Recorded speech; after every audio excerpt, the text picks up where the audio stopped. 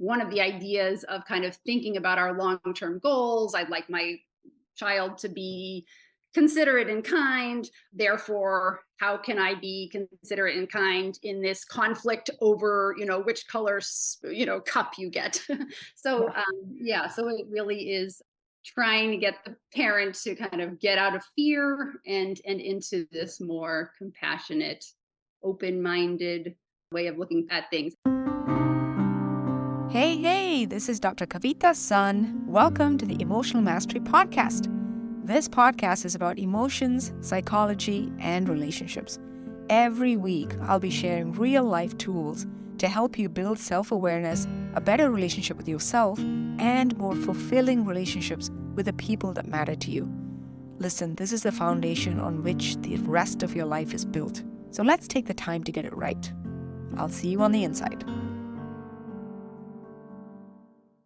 I'd love to welcome Ceara. We're doing this meeting of the minds to talk about how we can all help each other. Tell us a little bit about who you are and your journey to coaching and where we can find you. Yeah, perfect. So I'm Ceara Deno. I live outside of Boston. I have two boys who are 11 and 13. Mhm. My first job is as a physician. I'm a newborn medicine doctor. And then kind of more recently in the last couple of years, I am a parent coach, and I am really, really passionate about helping sensitive families have more peaceful homes. So that's what I do in my passionate life. Yeah, that's kind of who I am. There's other stuff that's fun too, but yeah. Oh my gosh. How cool is that? I love it's just so succinct. Sensitive families have peaceful homes. Yeah, I, yeah, yeah. So, and yes. I find so many kind of big-hearted, empathetic, attuned parents who are so lovely, and we get caught up in our kids' big feelings, right? Because if they're sensitive and we're sensitive, and then we kind of go off the deep end together. And so, I think it can be really hard, especially for like parents who are so peaceful and intentional to find themselves so upset with their kid, and it's very Mm. discouraging for them, and they get frustrated, and it's how can I be so thoughtful and intentional and educated and then still lose it with my kid and say things I don't want to say, or really lose my temper. Ah. And yeah, totally. Wow, I really love that. And I have been there. I've been in that spot.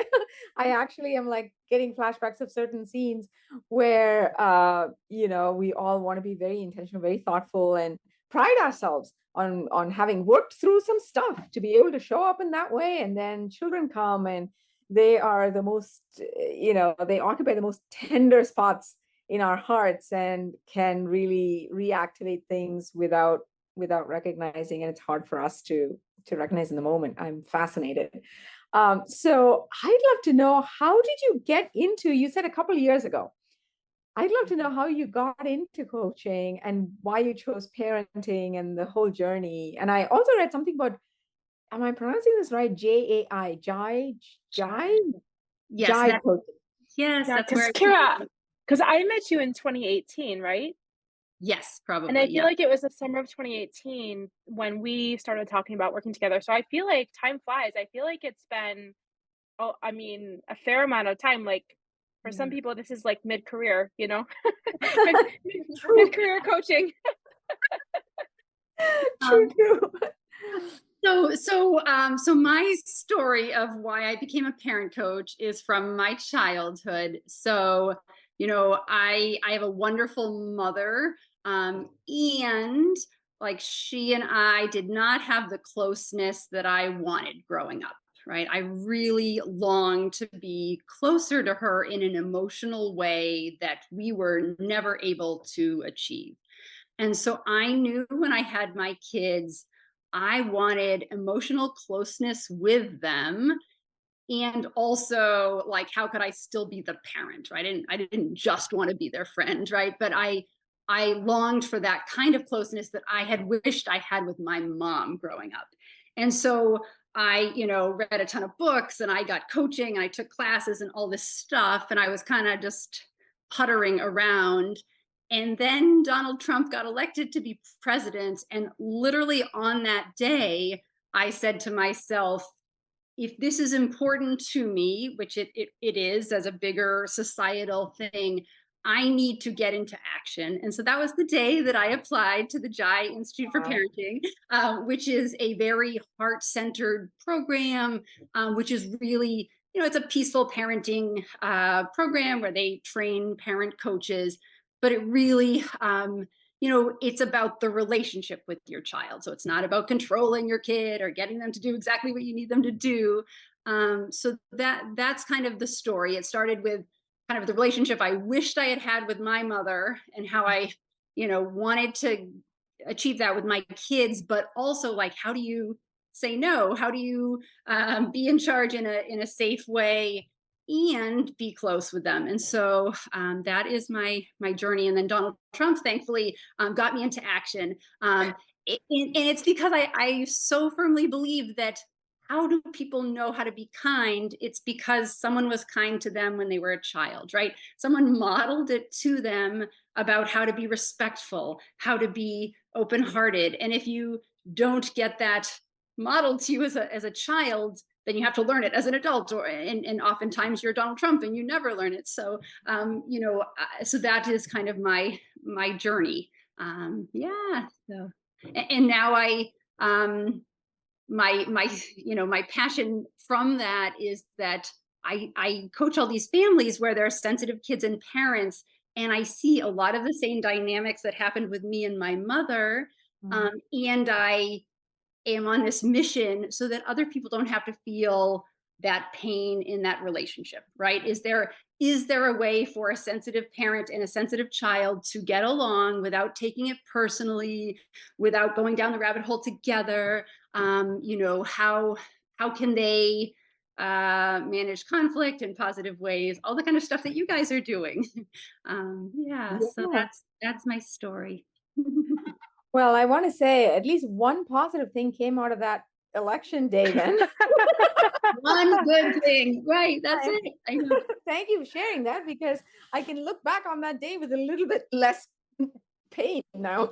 Yeah. It was like, literally, I was like, checked the news. He was elected. I said, I'm getting into action. I've been wanting to do this for years, and this is the day I'm going to do it. So it was, It's yeah. so beautiful. And so how did you migrate into that niche, of the sensitive children and the sensitive parents? Like, that's such an important Yes. niche, and Yeah. one that I would not have thought to evolve into.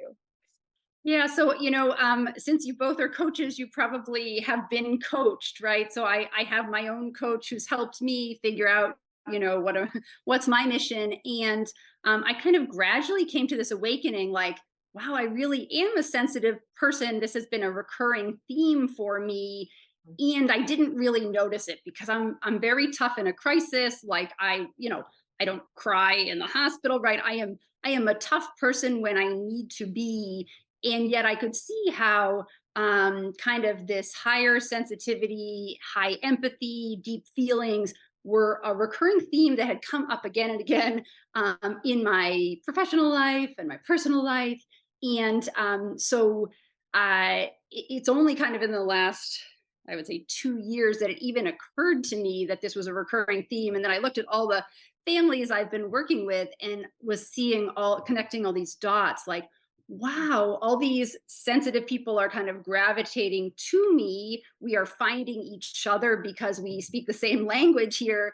And I'm seeing these kind of recurring themes in their relationships with their kids, right? A lot of recurring conflict where people take it personally because they're so sensitive, right? It's um, you know, sensitive kids tend to have sensitive parents and vice versa. It's not 100%, but so yeah, so it's been a kind of slow awakening for me to realize how sensitivity was playing out for me. And then now, because I'm in a caring profession of medicine and coaching, I see it in so many people that I work with. Again, maybe not consciously, they're not aware that they're higher sensitivity, but this deep empathy, deep feeling, people who take everything personally, right? Sensitive people tend to see criticism where it's not. So a lot of it can affect our relationships a ton, right? Like my kid is doing this to me, other people are out to get me. These kind of things that we tell ourselves that are not factual, but based on our own temperament, our own way of being. So, Yeah. So I have a questions because all this was very foreign to me until a few years ago. So as you know, we'll go into this more, but Kira, for our listeners, you were my coach. You were my first coach way yay! back when, and maybe that's why we work so well together. One of the reasons before you even knew that this was going to become your niche, because I'm a highly sensitive person and empath. I have two very highly sensitive children, so I think Yeah. that probably played out in a zillion ways. But I'm curious, if you were a listener and hadn't heard these terms before, how would you know if your family was, say, a highly sensitive Mhm. family? Like, what sorts of Right. recurring themes might emerge in the day-to-day life? Yeah, so you can Google highly sensitive person and it'll come up with like there's a checklist you can take online. Um, but kind of in childhood, it's going to look a little bit differently. But in terms of kind of like what might clue you in, a lot of sensitive kids can be really strong-willed. This is partly because they feel out of control a lot, so they are digging in their heels and being kind of rigid, inflexible, as a way to cope with the fact that the world feels like too much to them. So these kids can be really strong-willed, inflexible, have a lot of trouble with things like disappointment. So these are the kids who, one thing doesn't go the way they expect, and they either melt down, they can't go with the flow, right? These are not kids who go with the flow, basically. A lot of like kids who are sure that we're mad. Why are you so mad at me? Why are you yelling at me? And we haven't even raised our voice. So a lot of kind of sensitivity to criticism.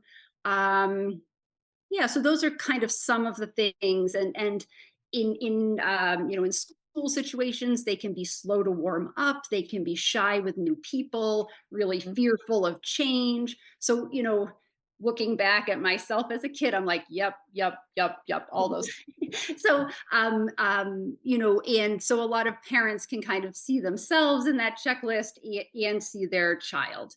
And so there's some overlap, sensitive kids tend to have more anxiety in general. So it could be kids who are, afraid of the dark and afraid of separation, all the normal childhood fears, but a little bit more. Certainly different neuro divergence. So, kids with on the autism spectrum and attentional stuff, also there's some sensitivity overlap there too. So it's not like, and everybody's different. You can be, every kid has their own personality as well. So That makes a lot of sense. And I, having been trained as a child and adolescent psychiatrist, I remember and recall the sensory oversensitiveness that can come from being neurodivergent, and the struggle with modulating your emotions with regard to environmental stimuli, including your clothing, but also the tone of voice and the noise level and all of these things. It's fascinating. I hadn't quite put that together as being sensitive, but that makes sense. Yeah. Wow. yeah, and it's funny kind of as I when I work with families, right? People will say things like, I pick my kid up and like the minute they get in the car, they're melting down, or they come home from school, they haven't eaten their lunch because the cafeteria was too chaotic that they, aren't able to relax and eat, or so yes, a lot of the sensory kind of just Yeah. overstimulation, and then of course, screen time can be, for some kids, that's very highly stimulating. So for some kids, that can also be a challenge as well. But Yeah. yeah, I think it's so cool how you're a pediatrician and a neonatologist, and so you can take that really strong base of childhood health and wellness, and then also bring the coaching lens to help people with these particular types of problems. I think that's such a really, really cool way to help people. yeah, Yeah. it's funny, Kavi, since you do adolescent childhood psychiatry, like all the ways that I've talked to families in the NICU, like I bring it absolutely to my coaching, and it's kind Yes. of the natural progression of like talking to people when they are stressed or worried or upset. It's Yes. coaching is exactly the same thing, and same with you, Erica, for your professional, Yeah. your life before coaching, right? Like all those difficult conversations and supporting people in crisis, like it absolutely pays off when you're a coach because it's the same thing. How do you get through something Yeah. stressful that you didn't want to happen, and on and on, all those challenges. Yes, and learning something that you wouldn't have expected through that crisis. Um, yeah, all of that. That's yeah, really, really cool. I'm having so many thoughts about how all of our professions, prior and also ongoing, sort of relate to what we're doing now. Especially you said something, Kira, about I was a sensitive child and longed for understanding and connection with my mom. And my mom, really struggled to know what to do with all of the things that you're pointing out. And I think many of us as healers, whether we're physicians or coaches, but as healers, we want more than anything else, I think, to heal the thing that we needed healing with, right? And it Yeah. really resonates because in my own work, I sort of fumble and stumble to finding how I can help somebody who struggled in ways that I struggled with when I was younger as well, Yeah. to sort of heal yourself a little bit through each client that you heal. Yes, yes, absolutely. And yeah, and it's that's really, parenting has so much of that same parallel, right? Of Yes. like you're seeing yourself in your kid, and it's both wonderful and scary and hard, right? Like all, but yes, all of those parallels. Yeah. Yeah. Yeah. So in what we do emotional mastery and relationship mastery. And I mean, think about the parent-child relationship in terms of this very intense relationship where ideally parents will have emotional mastery, but not always. And children are struggling to get their emotional mastery, especially as they develop, right? Their brains aren't even developed, they're developing. And then there's this relationship element. So, it's so complex, right? And we all bring our past too to the present moment. And so what is your approach? What is your entry point to start to get clarity on this? And because I mean, I think our listeners are going to be interested in both, like, yes, people have a very keen interest in emotional mastery and relationship mastery, and whether it's a student or a child or a niece, I think this is a very hot topic that we get questions about this all the time with our clients.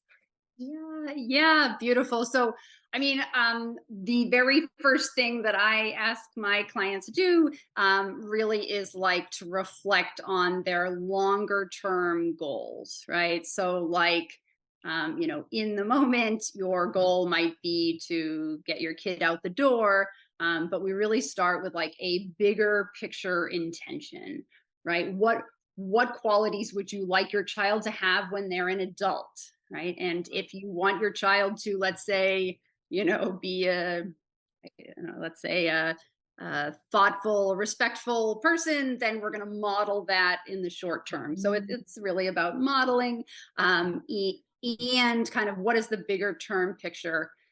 And the subtext of that, of course, is like um, getting ourselves out of fear and into a place where we can be compassionate and empathetic as parents, right? Our kids are not giving us a hard time intentionally, they're having a hard time. And so, one of the ideas of kind of thinking about our long term goals, I'd like my child to be considerate and kind.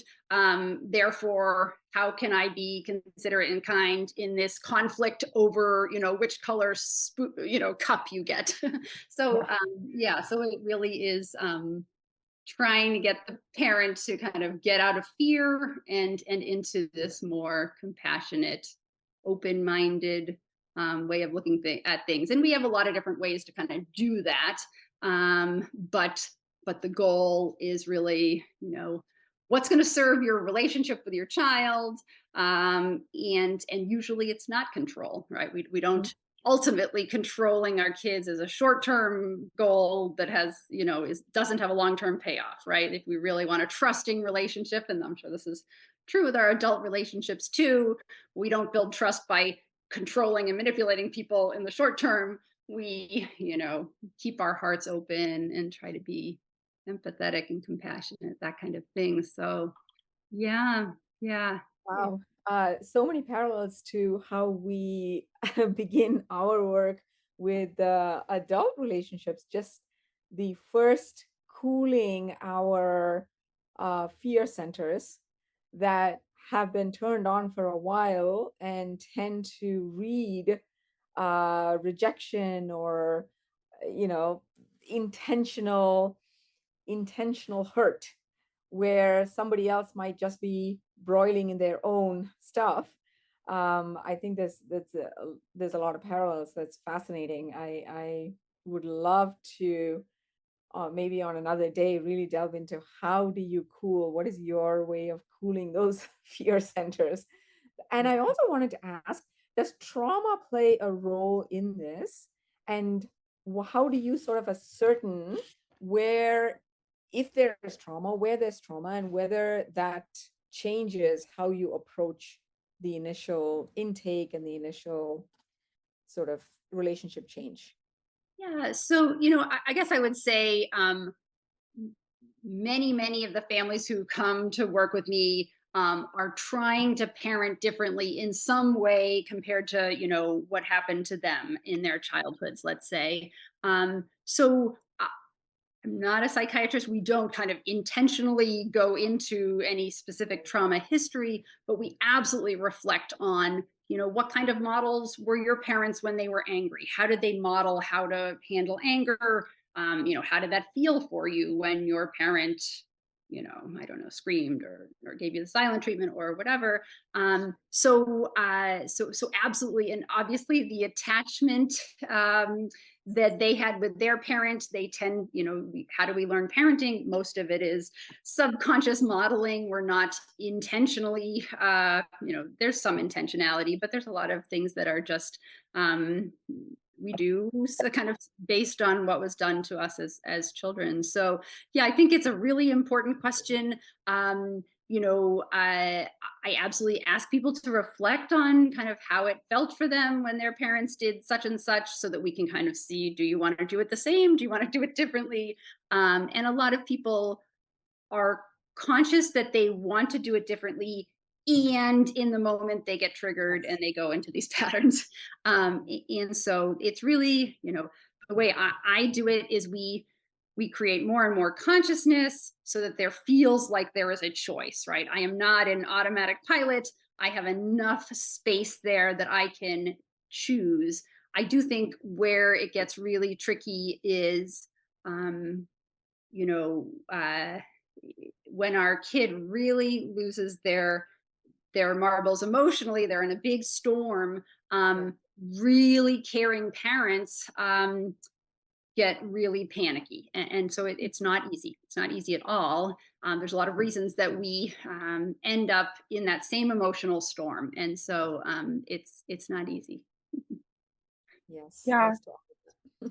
I actually went back to my own homework from when I was working with you in preparation for this session, which was so fun and just like so interesting to see how a lot of the intentions I had made back then about myself as a parent and my children in terms of like flexibility and fun and love and all of these thoughtfulness and kindness and compassion, like all of those lofty goals, when all you feel like you're doing is yelling every day, all day.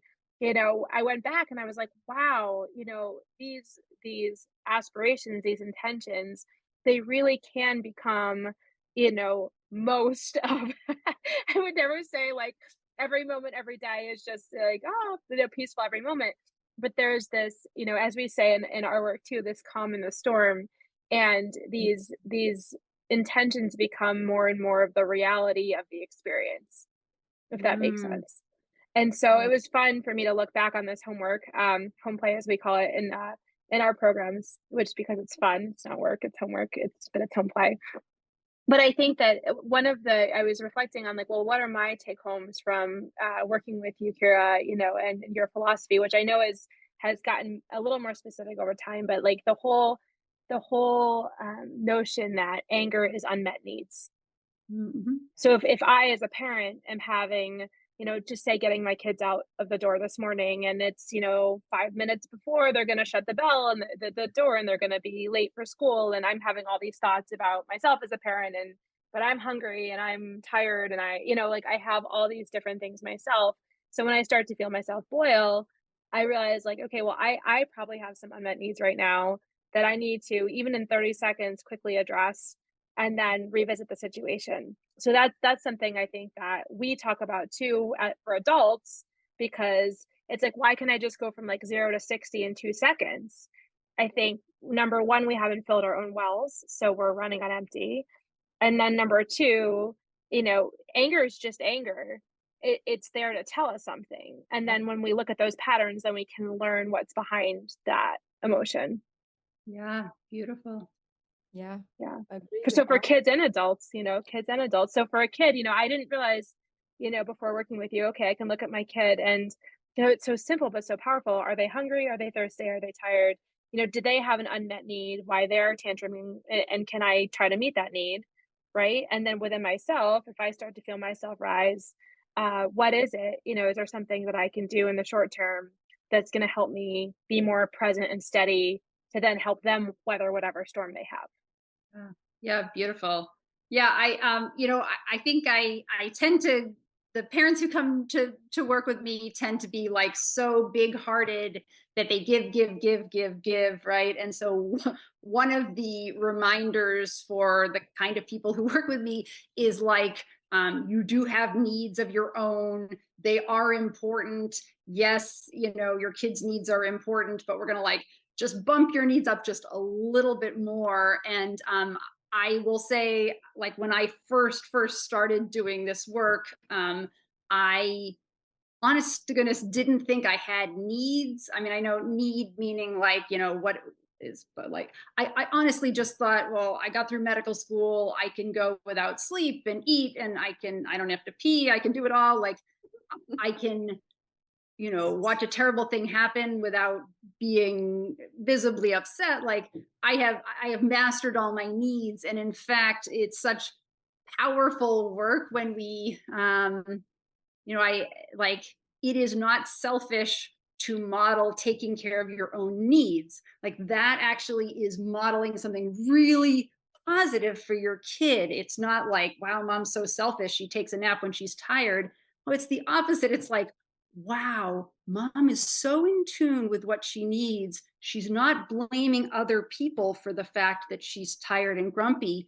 She's recognizing her tiredness, taking responsibility for that need, and then looking for ways to get it met. And obviously, like, there are nights that you don't get sleep and you don't eat and whatever, it's not like everything is sunshine and roses all the time. But flipping that idea that it's not selfish as a parent to go and have fun and do things that you like to do, those are things that are powerful for your kids to see you doing, right? How wonderful for your kid to see you, making yourself happy, right? What a great thing. It's so Yes. And then beautiful. they start thinking, oh, what is off with me? What do I need? Right? It's even the entry point to start thinking that way. If it's not modeled, we even pick up, oh, then it must be selfish to think of my needs too. Yeah, And beautiful. that's yeah, I love that. I actually, it took me a while in my own life to recognize that what I call 0 to 60 was actually me at a low boil of 40 all the time. And then suddenly it would go to 60. But I thought that 40 was actually zero because I just gotten used to it for so long, you know? Yes. I Yeah. think absolutely, many high, intense professionals are doing that. They are Yes. juggling so much all the time that they are living in that middle stress zone where it Yes. seems normal. Yeah, yeah. Yeah, and then no wonder the smallest thing can push us over, right? I was also, as you were speaking, our clients often will, when they do bring up a parenting issue, one common thread that I often hear is, I am wanting to do sensitive parenting and really be present, and but my spouse will have a different approach to this. And mostly it's that I want to be the sensitive parent, but sometimes it's the opposite. Like I want to discipline more. My spouse is sort of like letting them off the hook more. Does that come up in your programs, and how do you help people navigate what the spouse might want or not want? Right. Yeah. So this is a great question. I don't have a perfect answer for it. I mean, I think it's like anything, right? So we can't um, so that dominant parenting is where I control you and tell you what you have to do and you have no say. So we don't want to be dominant with our partner, let's say, and tell them this is how you have to parent and this is the way. So it's again modeling what we would love to see. So you can model for your kids how do I ask for something politely, right? We're modeling that. You're going to do it with your partner. So I'm a divorced mom, like my co-parent. It's all about modeling with them too, and they have to come to it kind of in their own time. We can't force anyone to be the parent that we want to be. And I do think so. My business is called Sweet Spot Parenting, and I named it that because everyone has their own sweet spot. Like, so I'm pretty lax and lenient, and I let a lot of things go that I know a lot of moms would be like, never let go. But that's my sweet spot. And it doesn't have to be yours. Everyone's going to look different. It's not about like, this is the checklist of what you have to do, but it has to feel safe for you and your kids, right? So like, if the kids are lighting fires, obviously this is too lax. We gotta rein it in here a little bit. But the idea that we want to create a safety zone where kids feel safe, right? It's not like anything goes, and it's also like emotionally supportive, right? So I think there's a lot of leeway in there. Yeah. You can be a great parent and very strict. You can be a great parent and pretty lax, as long as your kids still have that safety. You're not, there's not like whatever the kids are getting fed and dressed or whatever. So my point being just that everybody's parenting doesn't have to look the same, and you can model that kind of respectfulness. Hopefully the other parent will be seeing it, and honestly I think now that my kids are older, they're 11 and 13, they will point out to myself and my ex-spouse. They will reflect back what they think about our parenting. So as they get older, they're going to give you feedback like, well, sometimes it's a little bit painful feedback, but yes. So Yeah. yeah, I just that's my started, I made this up myself. I don't know what you think of this, Kara, but I was on vacation having a really hard time with my kids because I felt like I was like the police person and the we got to stay on track. We got to stay on time. We have breakfast, we have snorkeling, we have this, and so finally I just said, okay, Lincoln, my older son, you be the dad. For 20 minutes, you are the one who's responsible to make sure we get fed, sunscreened, and on the boat on time. How does that sound? And he like kind of perked right up. He's 10. And he was like, I get to be the dad. I'm like, yep, yep. We obey by the same rules that we have or the same values. Because a lot of this, I think, comes back to values, right? And we talk about that in our programs as well. We have to be respectful. We have to be kind. And, our goal is that we're all on the boat sunscreened at X time. Mhm. And it was so interesting to see how that flip of perspective made a difference for him because he was like, Mom, we got to go. We got to do this. And then, we kind of broke back into our like, I'm the mom and he's the kid. And we have another son, Alton, as you know. It was so interesting because he's like, sometimes it's really hard to be the dad. Sometimes it's really hard to get everybody to do all the things. And so I even tried it with Alton yesterday. We were, struggling to do something. I said, okay, Alton, how about you be the dad for 15 minutes?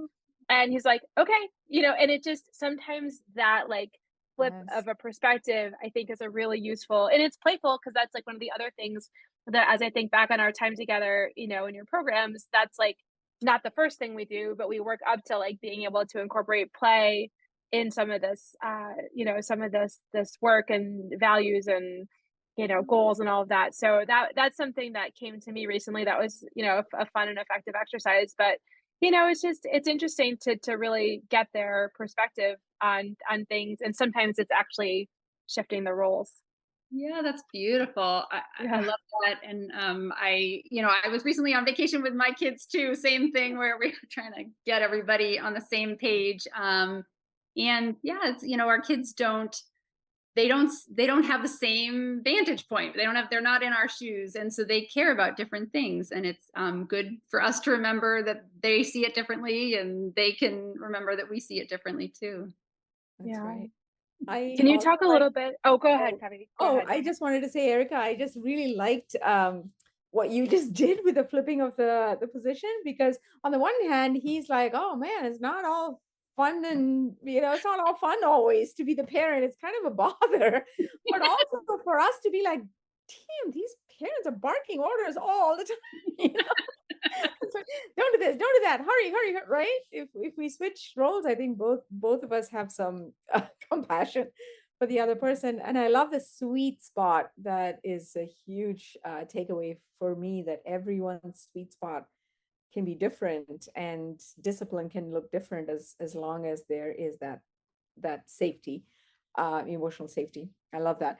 I also wanted to ask Kira, if someone was listening to our podcast right now and they thought to themselves, this one situation is what we struggle with. I've tried everything. I've tried talking to my child. I've tried, talking to them in the middle of it, talking to them afterward, talking to my spouse about it, saying, okay, let's not do bath at all, and let's do it another time. Is there, and they're like, I don't know what to do. Is there anything that you would recommend as a sort of pause here, let's look at this first, even as a sort of diagnostic before jumping into what would you sort of recommend if there's a hot button issue and they don't know what to do with it right now? Yeah, so I'll be honest, I don't have a magic wand, right? Like if we could I'm force our glad. That means what you're saying actually is realistic and real life. Yeah. If we could force our kids to do what we wanted to, it would be really easy, right? But we can't, right? Our kids, their job is to have big feelings that are different than our feelings. And so if we kind of step back, what is our job as parents? I would say our job is to provide emotional safety for our kids, and some physical safety. That's kind of your job, and your kid's job is to have big feelings about it that probably are not going to be the same feelings that you have. um you know uh, Second, I would say have some compassion, because it is really, really, really, really hard to parent. And I think there's a bigger societal thing about how parents don't get enough support, and we're isolated in different ways, and social media makes us think everyone else is happy all the time, and on and on. So have some compassion that there are ages and stages that are just really, really hard, right?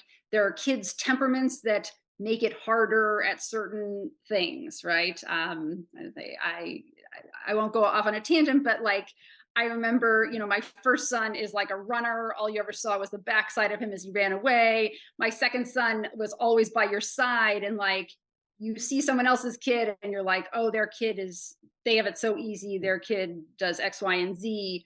There's always like a shadow side to that, right? The kid who's not afraid of anything, like, well, that's really wonderful, except like now they're running in the street, right? Or the kid who's by your side in public and never speaks out, well, that looks really easy, but then he won't try anything new, right? So just having compassion that you know parenting is really hard. There are things that are really, really challenging.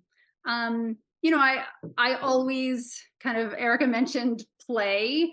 Kind of after we take you out of fight or flight, get you out of the fear part of parenting, kind of reintroducing ways to connect and play.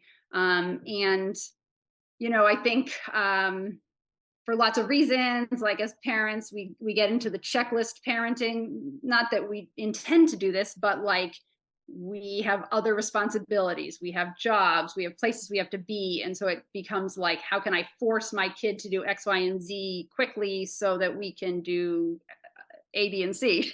Yeah. And so it is kind of that idea of like, how can I calm myself down? And then, is this that important, right? My kid, for whatever reason, is having a hard time getting out of the bathtub.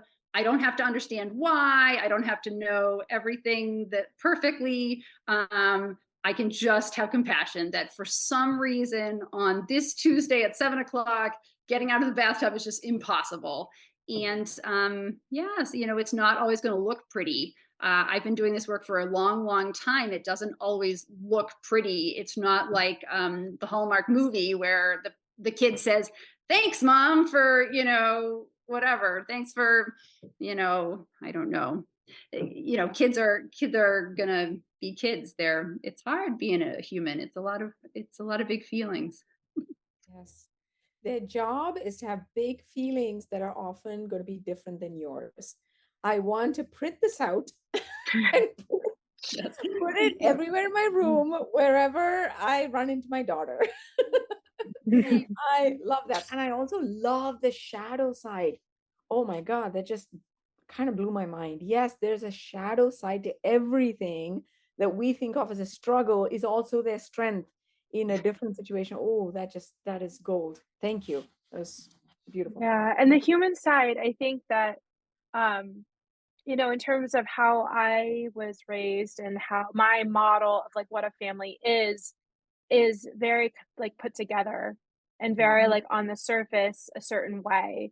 And so when I think about like humaning as a verb, when I think about this, what it is to human, it's very different and very messy, and it doesn't always look or feel pretty. And so for me, what that means is sometimes I say, like, guys, like, mommy's just really tired right now, and I don't have a ton of patience, and I'm just going to ask that we all, you know, do XYZ. It would mean a lot to me. I don't have a lot of reserve right now. Just something, some statement like that. And again, depends on how old the kids are.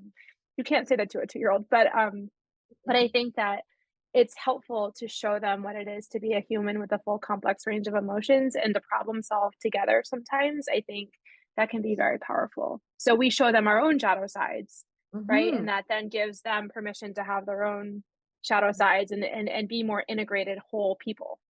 Yeah, no, that's really cool. And I think one of the pressures that parents put on themselves is this idea that you have to do it right, say it right, get the Yep. right tool, the right strategy. And I loved what you said there, Erica, because what if you just told them the truth, right? Wouldn't that Right? be wouldn't that be a relief and so much less effort, right? Like I don't have to say the perfect thing. I could actually say what's actually true for me. Like I'm having a really hard time. Hearing you scream is really hard for me. Now, yeah, we're not going to do it in a manipulative way, like you're really you're really being a pain right now. So there are ways to do it maybe in a more responsible way. But Yes. yeah, like I need to take a break. This is really hard for me right now. And again, we're kind of modeling it in a responsible way. But yeah, what if you just said the truth? Like everything about this feels really hard to me right now. I think that's can be said in a way that doesn't make kids afraid is what I think. I completely Mm. agree. Yesterday, I was on a call, and a parent of a teenager was saying, yes, I want to be honest, but I dump on my child. And I like what you said there because I completely agree. There's a big range between being honest and saying I think I'm struggling right now and I need to take a little break and I want to show up and be able to really hear where you're at versus going to the other side where you sit and cry about your childhood and they're like, whoa, now I have to take care of you. There's such a big range, right? So I'm glad you pointed out the you can do it in a way that is honest without having to place burden on your child. Yeah, Mm. That's beautiful. so good. Can you talk a little bit, I love the notion of connecting before correcting and that empathy base, because I think, now I work mostly with adults and adult relationships. I think that can be so powerful in our Mhm. adult relationships. We're so quick to say, "And you didn't load the dishwasher right, and you didn't," and look what you did. I think that especially as we think about this empathy-based parenting, there's so many parallels that we can think about for adults as well. Yeah. So I love this one, right? Because a lot of parenting is honestly getting our kids to do things so that we can do things, right? I need you to do X, Y, and Z so I can get to work or whatever. So there is a certain amount of logistical stuff. Mhm. And depending on your kid's age and their temperament and everything that's going on, right? Like they might need a lot of connection before they can be with the program and cooperate. My kids are 11 and 13 now, so there's certain ability, like I can now yell upstairs and say, let's go, it's time to go. But if your kid is 5 and 7, you might need to go up there and say, hey buddy, what are you playing with? Oh, and really create connection by getting into their world with play. Obviously adults want connection too, so it's not like, oh, my kid's 11 and 13, now they don't ever need to be connected with me. No, like, we're humans, we crave that. And so yeah, and it looks different to different kids. So like, you might have a kid who's really a snuggler and a hugger who really wants that physical connection. Another kid who's, that's not, you're going to connect by being active and running around together, or, something wrestling, or, honestly, my 13-year-old, we text a lot, right? We send memes back and forth. I mean, that's where he is living. And so I can enter his world or not, right? It's my choice. But so looking for what feels like connection for you and your kid. And that, I always like, how can I be a little bit more playful? Maybe like 2% more playful than I'm being right now. And I think, I do think that accounts for adult relationships too, right? Like, how can I make this just a little bit more connected, playful, not just the checklist, right? I need you to get the milk or whatever. It's like, how can I feel human with you? So that, yeah, the relationship, I'm valuing the relationship by taking that time, right? Like, what's going to feel connected for both of us? Yeah. Mm, I love that. Yes. I think looking for how connection feels different to different kiddos is the same with adults. Like your mom and you may connect slightly differently to how you and your spouse connect, or you and your, best friend connect. We all have certain dyadic patterns that bring out the magic in that particular relationship. Mhm. Um, I, I love to I like that you're suggesting to pause and bring a little bit more of that into the interactions that is special to that dyad. Yeah. That's a good reminder for me too. Thank you. Ah, awesome. Well, I could talk about this literally all day. I There's know. so much synergy, and I have been taking notes on the side. So if you've been hearing vague typing sounds on the background, I apologize. It's because I've been taking notes of, oh, this is a good idea to think about with my daughter as well. So thank you so much, Ceara. Where can our listeners and readers find out more about you, learn more about your approach and your programs, and just be in your world more? Oh, it was my pleasure to be here, and I love, love, love the work that you guys are doing, and I love your podcast. My website is sweetspotparenting.com. That is my business, Sweet Spot Parenting. And yeah, so at my website, you can find out how to book a call with me and work with me. I do some small group coaching, but mostly one-on-one or couples coaching. I love working with parents together. It's very powerful. So that's how they can reach out. That is wonderful.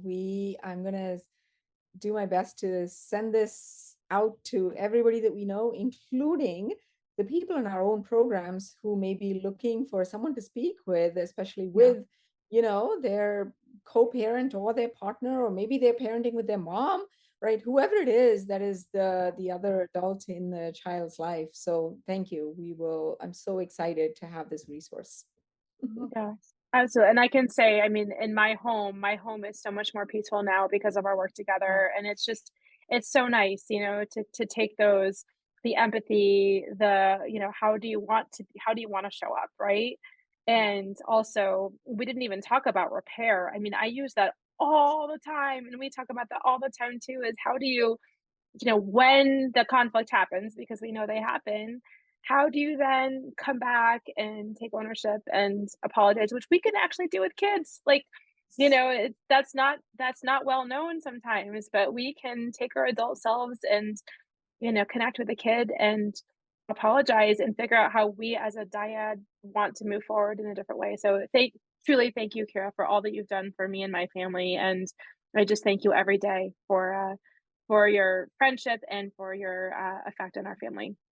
Oh, that's so sweet. Well, thank you so much. That's beautiful. I love the idea. Thank you for bringing up the repair, just because I Yes. think one of the many things that parents struggle with is so much pressure to get it right. Right? They care so much in that idea that, like, I have to do it right. I have to do it right. I can't screw this up. I care so much about this. Like, when you know that you could, repair anything really. Yeah. I think that is so important, because otherwise it does feel really terrible and pressure, right? I did something that I regret, and now I can't come back from this. Yeah, so yeah, repair, hugely important. Huge, huge. Yes, in any relationship. I mean, there's so much neuroscience as well about how trust can be rebuilt with honest repair, even if something happened like 20 years ago. So the idea that, I messed up my child, no, you have so much time and opportunity to repair. I'm really glad, Erica. Thank you for mentioning that. Yes, 100%. Thank you so much, and we'll talk to you soon. All right, Thank thank you, you, everybody. ladies. This was so much fun for me. So I much love it. fun, Thank so much fun. Me Yeah. too. Bye, Talk to you everybody. soon. Bye. you. Take care. If this podcast means something to you, it would mean so much to me if you'd be willing to take 30 seconds to do one or all of these 3 things. First, can you follow or subscribe to Emotional Mastery? Following the podcast helps you because you'll never miss an episode, and it helps us because you'll never miss an episode. So to do this, just go to the Emotional Mastery show page on Apple Podcast or Spotify and tap on the plus sign on the top right corner, or click on the button that says follow. This is the most important thing for the podcast to reach more people. And while you're there, if you'd be willing to give us a 5-star rating and a review and share an episode you love with a friend, I'd be so grateful. We appreciate you very, very much. Thank you.